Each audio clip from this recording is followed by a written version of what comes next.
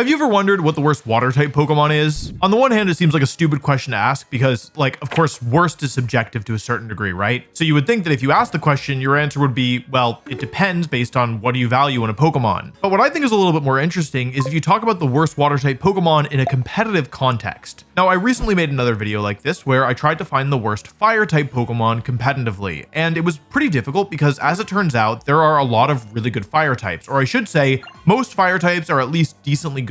It was similarly very difficult to narrow down the list of Pokemon I wanted to talk about here, but for the opposite reason, which is there are a lot of really bad water type Pokemon. And this is funny because water actually is a great type, and there's a lot of really good water type Pokemon too. The problem is just there's a lot of water type Pokemon, period. I didn't realize this before starting this video, but water actually has the most Pokemon total out of any type. So I guess it makes sense that there are actually a fair few bad ones and a fair few good ones. That being said, after looking through a lot of results, which were basically just pages of nothing, I feel now ready to talk about 10 of the worst water type Pokemon ever made. As a reminder, I'm only talking about how good these Pokemon were or would be if you tried to use them competitively. I'm not talking about design, I'm not talking about moral value or anything like that. I'm strictly talking about the competitive Pokemon and specifically the official competitive Pokemon format, which is VGC or Double Battles. Anyway, with all that being said, let's start by talking about the number 10 worst water type on our list, which is the best water type on our list, Omastar. Omastar is an interesting Pokemon. I think the fossil Pokemon in general tend to be pretty cool and memorable. That's just my personal opinion. But competitively, it has some major weaknesses. One of the biggest ones is the typing. Water and rock are not very good when combined. It's not like immediately a death sentence for your Pokemon, but you're not thrilled if you catch a Pokemon and that's the typing either. The main issue is that you end up with a quadruple weakness to grass, and neither type is really excellent at getting rid of grass type Pokemon. And you also have a couple other common weaknesses like to electric, ground, and fighting. The stats are by no means bad. Like, it's actually really bulky on the physical side, and on the special side, it's not unplayable. It's also relatively strong. But the main issue is because the typing is so bad, you really want Omastar to be kind of this fast and frail like special attacker. And while it has the damage, it's not actually very fast at all. Omastar actually gets the Swift Swim ability, which doubles its speed in the rain, but the problem is that it's actually so slow that unless you invest a ton of points, you're still not going to be outspeeding a lot of Pokemon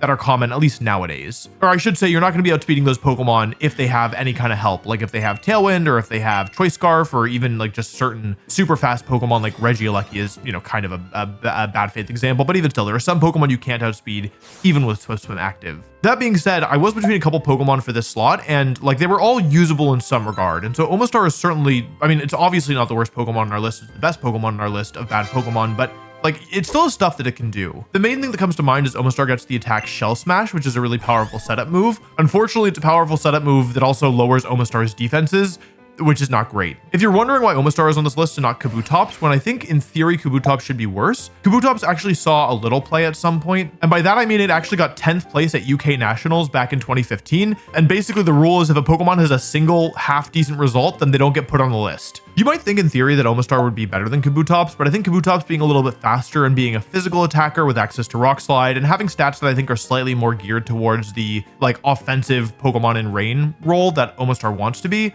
I think basically allowed it to be slightly better. Overall though, if you wanted to use one Pokemon on this list, Omastar is the one that I would recommend. On the topic of things that I recommend, let me tell you about this video's sponsor, Raycon. I've had the pleasure of working with Raycon as a sponsor on this channel for quite some time now, but I'm still always amazed at the comfort and convenience of their products. The essential open earbuds have been a staple for me while running, allowing me to stay connected to my surroundings while still enjoying my music. Sometimes I like to think about videos like this one while out on a run. And I mean, come on, I can't think about what the worst flying type Pokemon is if I can't hear the birds in real life, right? These earbuds being super lightweight and secure while still feeling open really gives me the best of both worlds, and it's safe to say that I'm a fan. A long battery life and comfortable fit makes them a no-brainer when choosing something to wear while working out. Oh, what's that, Omastar? You want some earbuds, but the tournament earnings aren't really coming in? That's okay. Raycons are affordable compared to other premium audio brands. And with Black Friday and Cyber Monday right around the corner, you can save up to 30% on all Raycon audio products. Click the link in the description box or go to buyraycon.com/wolfeyopen to get up to 30% off during Raycon's Black Friday and Cyber Monday sale. That's buyraycon.com/wolfeyopen. Thanks again to Raycon for sponsoring this video. Okay, already there's a pretty big drop between number 10 and number 9. Coming in at number 9 is Relicanth. Relicanth? I don't know. The rockfish. I don't know why, but I actually quite like Relicanth. I think it's kind of cute. I don't know. That's probably not a very popular opinion. but it's also not very good. Relicanth actually shares the exact same typing as Omastar, being a water and rock type, so it has all the same issues that Omastar has. And actually, funnily enough, Relicanth stats like share a bit in common with Omastar, where it's very slow.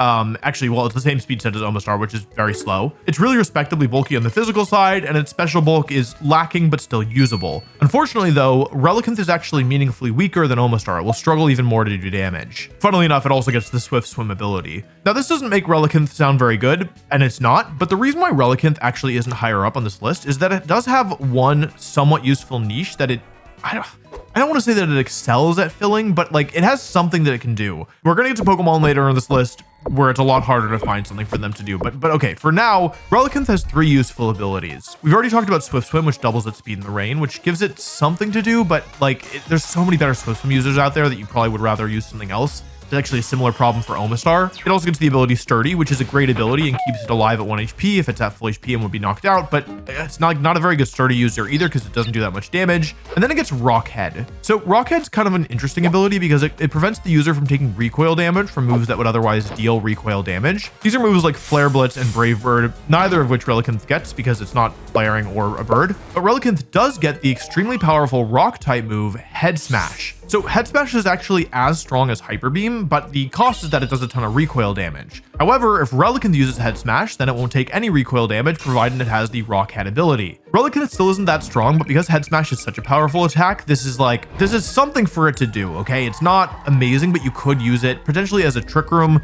attacker. I still don't think it's very good, but this is the one thing that kind of Relicanth has. Other than that, though, you're probably just using it to unlock the Reggies. And if you want to unlock more content, you can do it by subscribing. Maybe you'll find Reggie Wolf. Ooh. If you're enjoying this video, I do intend to make more of this series, so make sure you subscribe so you don't miss them. Anyway, let's talk about number 8, which is a very beloved water type Pokemon, but I'm going to talk about it anyway. Wailord. So Wailord is a really funny Pokemon and really memorable, I think in part because of the design. I think in large part because of the design, and it's just such a big Pokemon. However, I think one of the problems that a lot of the water type Pokemon on this list struggle with is the fact that like, because there are so many water type Pokemon, there's normally a better one to fill a niche. Some of the weaker ones, like some of the ones on this list, they don't really have anything to do that can't be done better than another Pokemon. And that's true for Wailord in my opinion. Wailord is a pure water type Pokemon, which is actually really good typing. You get a couple useful resistances and you only have 2 weaknesses. And so overall, I mean, water's a good type. So if you're a water type Pokemon, you have no secondary type, that's pretty good. The problem, well, there's a couple problems with Wailord, okay?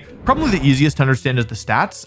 Wailord has really, really high HP, I think because it's so big, but its defenses are really bad. And like, so even though you have so much HP, you're not actually that tanky because your defenses are just abysmal. And your offenses also aren't good at all. And you're also not fast. Basically, Wailord's only good stat is its HP, but its HP is only as useful as the defenses can make it, and its defenses aren't good at all. So you basically have a Pokemon with effectively 6 bad stats out of 6. And sometimes Pokemon can have bad stats and still be okay, but the problem is that Wailord's abilities don't really help it. It has Water Veil, which prevents it from being burned, which, I mean, okay. It has Oblivious, which means that it can't fall in love, which is sad. And then it does Pressure, which like is funny because they normally give that to legendary Pokemon, but it's not very good for Wailord. So the only thing that could save Wailord is the moves. And I will say that the reason why Wailord is not further down on our list is because of, well, one specific move that it gets. Wailord gets arguably one of the best water type moves in the game, maybe the best water type move in Water Spout. This is an incredibly powerful move starting at 150 base power, which is the same as Head Smash and Hyper Beam, and it hits both your opponent's Pokemon and can be powered up in the rain, which is a big part of what makes it so strong. But the catch is that the lower your HP gets, the weaker the move gets. So at half HP, you're only at 75 base power.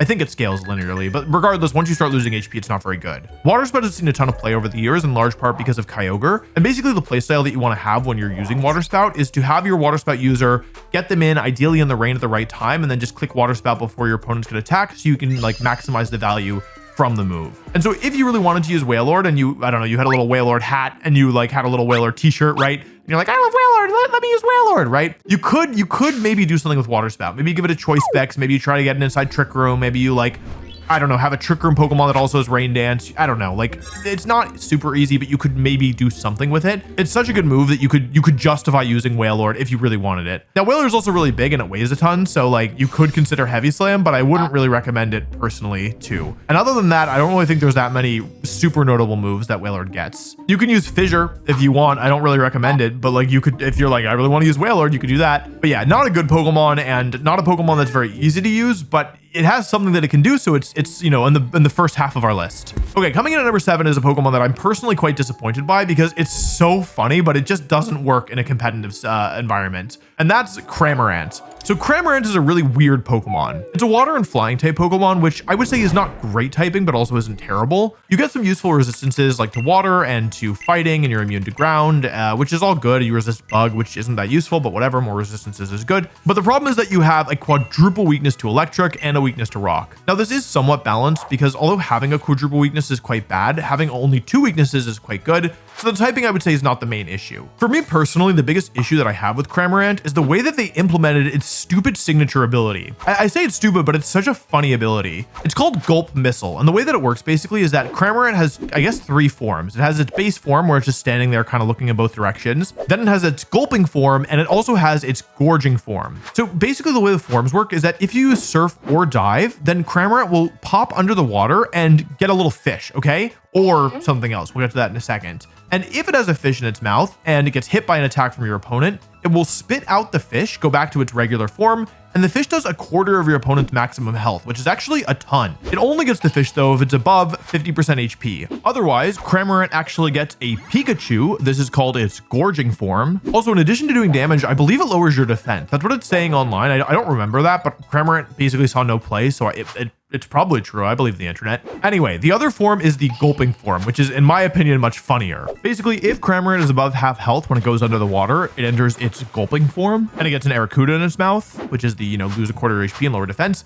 But if it's below 50%, then it goes underwater and it comes up with a Pikachu. The Pikachu also deals 25% HP, but instead of lowering the defense of the opponent, it paralyzes them. This is a ridiculous effect. Like basically paralysis is super, super good, and being able to paralyze the opponent on a whim is amazing. But the problem is that the only way for Cramorant to enter these forms is to use the move Surf and Dive.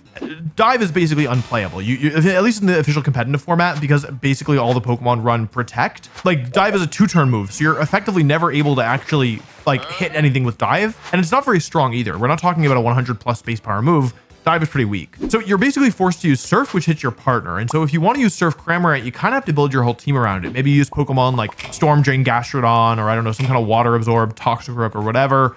It's not very good, basically. And a big part of the issue is because Cramorant has the signature gimmick that is actually, I think the gimmick itself is quite powerful. They wanted to make sure to not make it overtuned, and so they gave it just completely abysmal stats. Okay, abysmal might be too strong. There's Pokemon on this list that I can say that they have abysmal stats, but there's nothing good about the stats. Basically, it's a really, really average set of stats across the board, slightly below average across the board. So Cramorant doesn't really have very good survivability. It's not very fast, and it's also not very strong. And while it's okay in all these areas, when your signature ability is such a huge pain to actually, I don't know, make work, it's not worth it. I think that they could have maybe made Cramorant slightly better if it entered its forms when it used Max Geyser when it was in Dynamax form, or maybe if they gave it a special Gigantamax form that had a special Gigantamax move that allowed it to enter, like to get the fish in its mouth or the Pikachu in its mouth or whatever, but they didn't do that. And so poor Cramorant is stuck with kind of nothing to do. That being said, I could see a world where Cramorant is usable because the effect is so good, like usable. I don't want to say it would be a good Pokemon ever, but specifically if we were in a low power format without any legendaries and there wasn't any kind of crazy gimmick like Dynamax or whatever, and Gastrodon was also legal, like, oh, I would have to go right, but I could see Cramorant being used.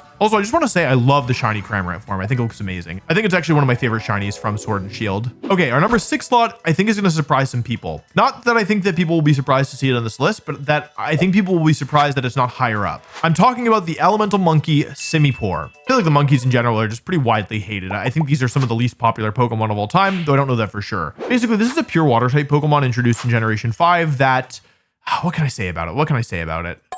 Well, it's not very good. You're basically given this over the course of the story, just like as a way to beat the first gym. And I think because, you know, this is effectively a second starter Pokemon, they didn't want it to be very good. I think it was intended to just help you get through the early game. The monkeys, they're not very well liked. However, of the monkeys, I think that Simipour is probably the best one. I talked about Simisear in the fire type video, so I don't want to go too far in depth here, but basically Simipour, what makes it bad is that it doesn't have good stats, it doesn't have good abilities, but it does have a usable move pool. Specifically, Simipour is actually 101 base speed, which is one above 100. 101 is one more than 100. Good job, Wolf. But base 100 is a really big deal to get over, at least back in the day when Simipour was, you know, maybe usable, because Pokemon like Kangaskhan and Mega Charizard Y were both around base 100. There were a couple other Pokemon around that range too, so you really want it to be faster than them. And Simipour has like enough bulk that it's probably not going to get one shot by a not super effective attack. Probably. It could still go down to like a really powerful attack or maybe a crit, but for the most part, I think that Simipour should survive one attack. And that's a big deal because Simipour has the move Nasty Plot, which doubles the user's special attack stat. It also gets access to the high base power move Hydro Pump, which, you know, at +2 special attack can actually do some decent damage, especially if you have a Life Orb or maybe like a Mystic Water or some other kind of boost. Maybe it's raining. As a water type, it also gets access to Ice Beam, which is super useful because you're able to hit the grass type Pokemon that resist your water type moves. And back in the day, it also got Scald, which is a more consistent water type attack. Now, I don't want to mislead you, like Simipour is a really bad Pokemon, but we're going to talk about worse. And actually, we can start talking about worse Pokemon because the number 5 slot is Swanna. Swanna, I think, is a very forgettable Pokemon. It's a water and flying type Pokemon where there's actually quite a few of these. I mean, Gyarados is the most iconic, but like we've already talked about another one on this list. Swanna, in my opinion, is a Pokemon that really suffers from what we were talking about earlier, where if you were going to use Swanna, there are just objectively better Pokemon that you could use instead. In fact, there's even a better water and flying type Pokemon who's a special attacker who has an ability that is related to the rain and also has the ability Keen Eye, and that's Pelipper. Like, there's very little reason to use Swanna when you could use Pelipper, and I don't even like Pelipper personally. Don't worry, Pelipper's not on the list. I'm not that biased. Okay, so Swanna's a water and flying type Pokemon. We understand that's not that good, and it has 3 abilities that are effectively worthless. You have Keen Eye, which prevents your accuracy being lowered. This is effectively worthless. It has Big Pecs, which is a really funny ability that I laugh at every time I think about, but it's not very good. It prevents your defense from being lowered. Doesn't really matter in a Pokemon like Swanna. And then it has Hydration, which could be a good ability on the right Pokemon. Like, I think Goodra is a Pokemon that can use this well. It cures all status conditions at the end of the turn if it's raining on the field. So you sometimes see this with like a Pokemon with the move Rest, where, you know, like a tanky Pokemon like Goodra, it can take a ton of damage, and then you use Rest, and if it's raining, you don't even have to deal with the sleep. You just wake up right away. But the problem is that Swanna isn't tanky enough and doesn't have the defensive typing to make use of a strategy like this. So effectively, it kind of has no ability despite technically having 3. Like many Pokemon on this list though, I think the real issue is the stats. They're not awful. It has okay bulk, like probably one of the worst that we've talked about thus far, but like it's still not that awful. And the speed is pretty good. It's 98 speed, which it would be better if it was 3 points faster, but it's not. But 98 is still okay, right? And the offenses are bad. Like, they're bad for offensive stats. They're technically Swanna's second and third highest stat, but yeah, they're still not very good. Swanna also suffers, I think, by virtue of being a flying type because there isn't really a good flying type special attack that does damage. You're forced to choose between Hurricane and Air Slash. Hurricane being super strong, but it's inaccurate unless it's raining, and Air Slash being really weak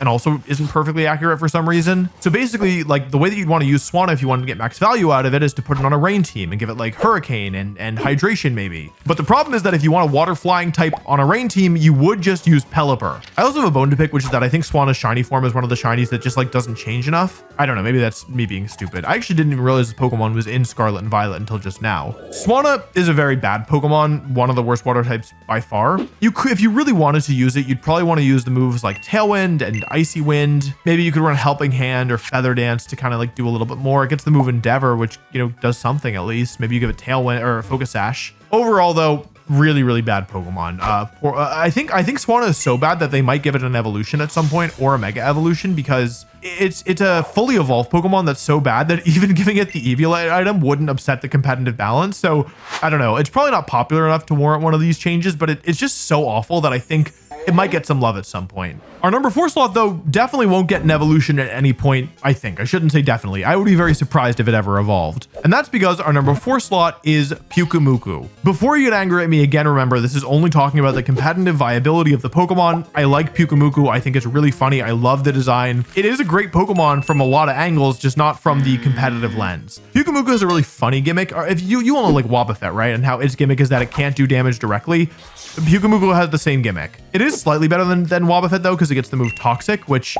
you know, poisons the opponent and does damage over time, which Wobbuffet doesn't get. But basically, Pyukumuku only gets moves that doesn't do direct damage, which is a real problem if you're trying to win. I suspect that in single battles, it's considerably better because it gets both Counter and Mirror Coat, which are moves that do damage to the opponent, but only if you took damage. But the problem is in double battles, like, you have to take damage for Counter and Mirror Coat to do something, and the opponent can just target your partner and kind of ignore Pyukumuku. Double battles being a lot faster than single battles also means that the strategy of like using Toxic and then waiting like 20 turns for your opponent to die.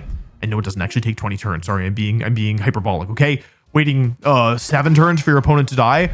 It's a lot less effective because most battles take like not many more than 10 to 12 turns on average. Now, I know I need to mention it here because if I don't, people are going to mention it in the comments. Pyukumuku gets a signature move called Purify. and it sounds really good in theory. The way that Purify works is that it heals the target of whatever status condition it has, and then if the target had a status condition, Pyukumuku heals for half its health. This sounds absurd, but the problem is, number one, if you want to use Purify, you have to use Pyukumuku, which is a pretty big hindrance. And number two, this move does nothing unless a Pokemon is affected by a status condition. And because this cures the status condition, you really want to be using this on your own partner, but you can't like guarantee that your opponent will even go for a status condition in the first place. Status conditions are also mostly used to slow down like really powerful offensive Pokemon to buy yourself some time like defensively. But the issue is that if Pyukumuku is on the field, then your opponent probably doesn't have to worry about slowing you down because you're already kind of playing a 2 versus 1. And so they can just attack and not even bother going for status in the first place. They also introduced Pyukumuku the same generation. They introduced Tapu Koko and Tapu Fini, who are two Pokemon who have abilities that prevent certain status conditions and then all status conditions when they're sent out, and were incredibly popular when Pyukumuku was, first released. I actually briefly considered putting Pyukumuku in the number 1 slot because it's just like, it's really bad, but it does have a couple things it can do. We've already talked about Toxic. It gets Recover, and it also gets moves like Pain Split, which can be used for some like passive damage, though it's not very good, as well as Helping Hand and Taunt, which are useful like moves generally. Still like not easy at all to use this Pokemon, but it has some stuff that it can do still. Okay, before we talk about our top 3, I want to talk about some honorable mentions. Normally for honorable mentions, I talk about Pokemon that were just barely like not bad or good enough to make it onto the list. But for this honorable mentions, I think it's actually going to be more interesting to talk about Pokemon that you would expect to see here, but that aren't here. Starting with Lumineon. Lumineon, I think, is a very unpopular Pokemon. I've seen its name tossed around a bunch when talking about the worst Pokemon ever. But interestingly enough, Lumineon actually has a specific niche and actually top cut a regional back in 2019 because it's a Pokemon with the ability Swift Swim that learns the move Tailwind. This was paired with Kyogre back in the day, and it would basically, it's exactly what it sounds like, right? You'd use Lumineon, Swift Swim would double its speed, and then you could use Tailwind to double Kyogre speed, and then you click Water Spout, and the opponent was really pissed. It's not a great Pokemon. I think it was mostly used because it was funny, but like it does have a result. Seeking. Initially, I had Seeking on this list, but because it gets Lightning Rod ability, it's actually seen a little play over the years. And it actually got 3rd at a tournament back in 2017, which is just pretty ridiculous. Also, can we look at this team? This is a result for Flareon, which I didn't even realize existed, and Miltank and Starmie. So yeah, I don't know what this person was cooking, but like, it worked. They got 3rd. Kabutops we already talked about. Somewhat decent Swift Swim attacker when there aren't better ones around. Back in the day, there weren't many good physical Swift Swim attackers that were also water type, so has a niche. Caracosta, I was initially going to put on this list. I was like, yeah, surely this thing has no results. Its 2 results that are logged are 2nd place in 2018 and 3rd place in 2017, both at a regional. Very impressive. Don't know why, but it has results, so it saved it from this list. Kingler. Kingler I initially was also considering for this list, but because Kingler got a Gigantamax form that was actually like not good, but playable, doesn't make it on. Tentacruel, I thought of a Tentacruel, but I think it's seen a little bit play every now and again, and it's just like too good of a Pokemon in a vacuum to belong on this list, in my opinion. Mantine I initially had in the list as well, but I'm almost positive I used it at some point. I gotta ask Marcus, because I'm pretty sure I was cooking with Mantine at some point. It gets Wide Guard and also Water Absorb, so it's really good into Kyogre. I don't remember exactly what I was doing with it, but I'm almost positive I tried it at some point. Technically, Mantine hardwalls Calyrex Ice Rider because you're immune to ground, it uses high horsepower, and then you have Wide Guard to stop Glacial Lance. Also, I'm pretty sure it was used a little bit during Sword and Shield for like a minute, but I couldn't find any like record of this, but I'm pretty sure I remember it. Anyway, Mantine's safe. Okay, here's a really funny one. Huntail and Gorbis. Initially, I had these 2 Pokemon in contention. I was like thinking about them for the list. However, the way that I do these lists is that I only talk about the Pokemon's strongest form. So I wouldn't talk about, Eevee instead of Vaporeon, right? That's a bad example because it's not the right same type, but you get the gist, right? And although both Huntail and Gorbis have no results and are really bad Pokemon, Clamperl has a niche. It's mostly used for content, but basically, if Clamperl holds the Deep Sea Tooth item, its special attack and attack stat double, making it actually pretty strong. And Clamperl is one of the slowest Pokemon in the entire game. And so Clamperl with Deep Sea Tooth is a legitimate Trick Room sweeper. Basically, the way that it used to work is that back in the day, if you wanted to win with all unevolved Pokemon, you had to use Clamperl as one of your attackers because it has the signature item. I don't know if people know about this, but yeah, Deep Sea Tooth Clamperl actually does tons of damage. Like it's actually a strong Pokemon. It's an actual threat. Anyway, because Clamperl is good, I saved Huntail and Gorbis from this list. There's probably some more bad water types that you're thinking of and you're like, why isn't it on the list? But I promise you, I thought about it. I thought about Whiscash. I thought about Octillery. I thought about Lantern. I thought about Feraligatr. I initially was going to put Feraligatr over Almostar, but I thought people would be mad, and Feraligatr has like good enough stats and Dragon Dance and a good ability. So I was like, yeah, it can't be Feraligatr, but I almost did it. Okay. But if you like Feraligatr, that's for you. Okay. You can thank me later. You can thank me now. I don't care. Anyway, top 3 time. These are the 3 worst water type Pokemon. Coming in at number 3 is Corsola. I love Corsola. I'm just going to say it straight up. This is one of my favorite Pokemon. I think it's so cute. I think it's really funny looking. I like the weird guys, I like the ones that are like, what is this thing? Little coral monster.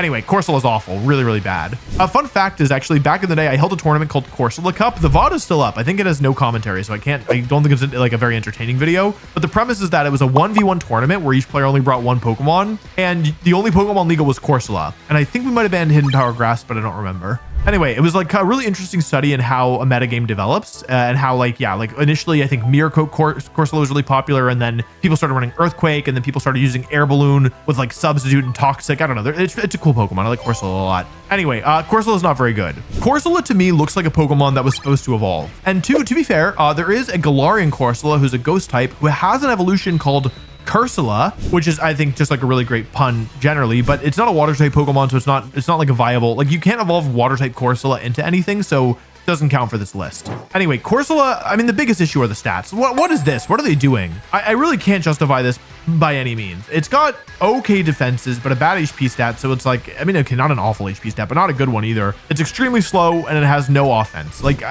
pretty much almost any combination of moves, abilities, and item is not going to save Corsola from these stats. Also, it's our third water and rock type, not a good typing, not a good pairing for water. It at least gets a decent ability in Regenerator, which, you know, heals it every time it switches out, but the problem is that when it comes back in, even if it's healthier, still doesn't have anything to do. Part of the reason why Corsola ends up in the top 3 is that looking at the move pool and looking at the stats and the abilities, it's really hard for me to even recommend a set. Like, I can't even really think of anything great or good or even fine for Corsola to do. You can use Icy Wind. Maybe in a more recent game, it would get Body Press. Not likely, to be honest, but maybe. But like Iron Defense Body Press, maybe. I don't know. Like, there's really nothing for it to do. I think this is another Pokemon where I wouldn't be shocked if they got an evolution at some point. But until then, it's just, I love it, and it's also terrible. Okay, number 2 is going to surprise a lot of people, okay? But I'm going to say it, okay? I'm going to be brave. I'm going to tell you what the second worst water type Pokemon is. And P, you're going to be surprised, probably, because you probably thought it was number 1. The second worst water type Pokemon is Luvdisc.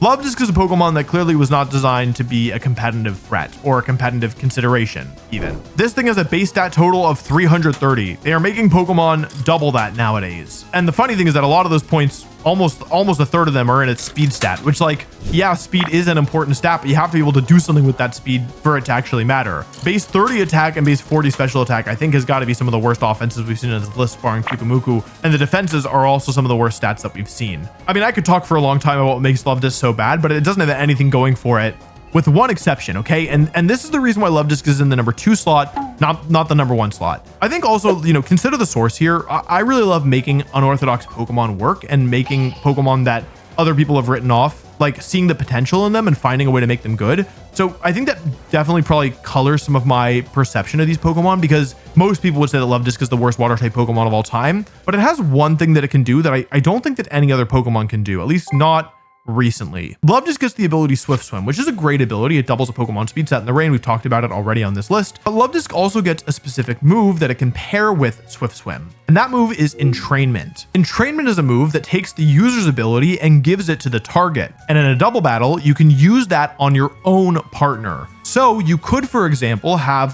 Luvdisc and, say, Choice Specs Kyogre, and you could use Kyogre to set the rain up. And then you could go Terra Water with your Kyogre, Entrainment onto your own Kyogre, overwrite the Drizzle ability, which doesn't matter because the rain is already up, double Kyogre speed, and then click Water Spout. And if you're lucky, you wipe your opponent's board and you win the game. The main advantage of Entrainment Luvdisc is that you're also able to use moves like Endeavor with Focus Sash and Icy Wind as well, so it kind of lets you combo your speed control. And you could also pair it with a Tailwind user, so maybe you have Entrainment Luvdisc and Tailwind on your team so that you can match other Tailwind teams. It's not good and it's not consistent, and it would mostly be used for YouTube content, but there is something that Luvdisc can do, and so it ends up in the number 2 slot. That being said, it's such a bad Pokemon, and this is kind of the only thing that it can do, that it is like still worse in my opinion than Corsola, which is a Pokemon with not one clear niche, but at least slightly better stats than what we're working with Luvdisc. Because basically, if you wanted to do almost anything else with Luvdisc, it would not be worth your time. Okay, there's only one Pokemon left, and I think most of you are probably not expecting it, but I'm going to talk about it anyway. Wugtrio. Wugtrio is the worst water type Pokemon. Now, Wugtrio is a bunch of worms that like live inside of a rock, but for some reason it's not part rock type. I guess the rock is kind of like its Pokeball or whatever. Let me say some nice things about Wugtrio. I love the design. I think this is a really clever reimagining of the Diglett and Dugtrio line. Personally, I really didn't love the Alolan Diglett and Dugtrio lines. I thought that was, well, Alolan Dugtrio was pretty funny actually, but Alolan Diglett I thought was disappointing. Wiglet I love. I think it's one of the funniest Gen 9 Pokemon. I think it's amazing. And Wugtrio is pretty good as well. That's about all I can say. Wait, no, I can also say I like the shiny form. I think the shiny form is really, really nice looking. Good job, Game Freak. And that's pretty much all I can say about Wugtrio. Wugtrio does have better stats than a lot of the Pokemon on our list. It has a usable attack stat. I think this is peppered by the fact that I've been looking at terrible Pokemon all day, but it's better than a lot of what we've been seeing, and it's actually very fast. 120 base speed is extremely fast. The problem is that, well, the bulk is abysmal. I mean, 35 base HP is a joke. 50 defense is extremely bad. 70 special defense only looks good in comparison. It's still not very good. And I think arguably the bigger issue is the move pool. Wugtrio gets a signature move called Triple Dive. Some of you might not have known that. I forget it sometimes. This is a move that hits 3 times. Each hit does 30 damage, and it can miss, which is super stupid in my opinion. Why, like, it's already not a good move. Why is this able to miss? Compare this to Surging Strikes, and you can see that not all Pokemon are created equally. So you have a signature move that isn't especially good, and that's kind of it. Like, Wugtrio gets the move Final Gambit, which is a move that in theory is quite good because you can just, it does flat damage. Like, it doesn't as much damage as you have current HP remaining. But remember that Wugtrio has 35 base HP. Some Pokemon with Final Gambit are usable just because you can send them out and kind of just use them to delete a threat. Staraptor filled this role in the past. Annihilate fills it now. Wugtrio can't do this. Like, you can't hit a Pokemon with Final Gambit from Wugtrio and have them go down. So you're just like going down yourself for no reason. The rest of its moves are pretty lacking as well. Like, looking through the move pool, I'm like, where are the moves that you want to use? Out of all the moves in Wugtrio's kit, I think like Aqua Jet is good. That's a good move. You have Sucker Punch as an option, though it's very weak. It's barely stronger than Aqua Jet and it's conditional. And then like, there's like nothing. You get Stomping Tantrum for coverage, but you're not a ground type. You get Helping Hand, which every Pokemon gets, and like Pain Split. And that's it. Like, this thing has no move. So I think what makes it really difficult is that because the move pool is so limited, there's just nothing for it to do. The stats are bad and the move pool is bad, and the signature move is bad. And so you end up with this Pokemon where like, there's just no way to make it work, at least that I can see easily. Of course, if you really wanted to, you can make any Pokemon work as long as you're like skill diffing your opponents, or I don't know, like finding the perfect spot for it. But I don't see a perfect spot for Wugtrio. And for that reason, in my opinion, it's the worst water type Pokemon of all time. But hey, listen, this is a hard list to make, and it's really difficult to rank Pokemon with no results. So if you disagree, I would love to know what you think the worst water type Pokemon is of all time. But I just ask that you don't say Corsola, because I don't know, I feel making this video has made me feel bad for Corsola. It's so close to being, well, no, that's not true. I would love if it were better. It's so close to almost being a little bit barely, never mind. Anyway, that's it from me for this one. If you enjoyed this video, this is the second video in a series that I'm doing, and the first one is what's the worst fire type. So if you haven't already, you should check that one out.